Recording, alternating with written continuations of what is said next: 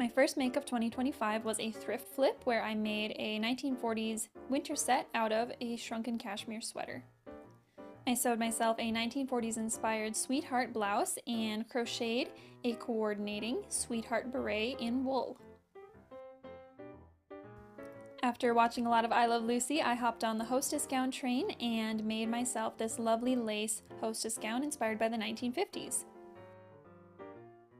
I crocheted a soft wool bed jacket from a 1940s pattern, sewed a 1940s half apron and oven mitt, and followed my hostess gown obsession a little further to create this lovely 1950s to 60s inspired quilted hostess gown. I knit a 1940s inspired Scotty dog sweater, followed by a 1940s inspired cottage tea cozy. I sewed some 1950s inspired denim pedal pushers, and a lovely lightweight cotton dressing gown inspired by the 1940s.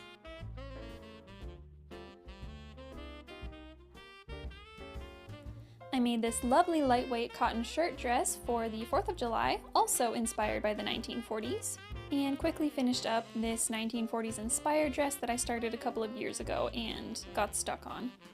I made this 1940s wrap blouse out of a lovely polka dot green cotton and this linen 1950s skirt. A 1940s inspired halo hat made of wool felt, a 1940s cotton sort of picnic dress, and another tea cozy, this time crocheted, also inspired by the 1940s.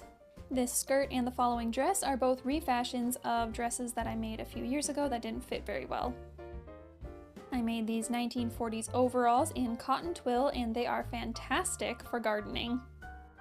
And I couldn't resist making a 1940s inspired shirt dress out of this super cute apple print cotton.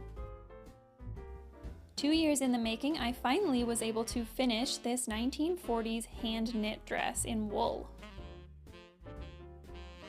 And this was a quickie sort of wearable mock-up of a 1940s blouse pattern that I wanted to make later on.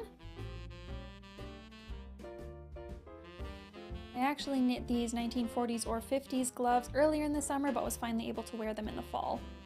I made this long-desired 1940s inspired flannel-lined jeans and coordinating blouse set. I had been wanting to make it for quite a while, so I'm very glad that I did.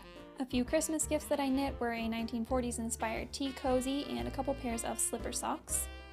And my final project of the year was making myself and my husband some lovely new Christmas stockings. Here's to another year full of fun vintagey makes.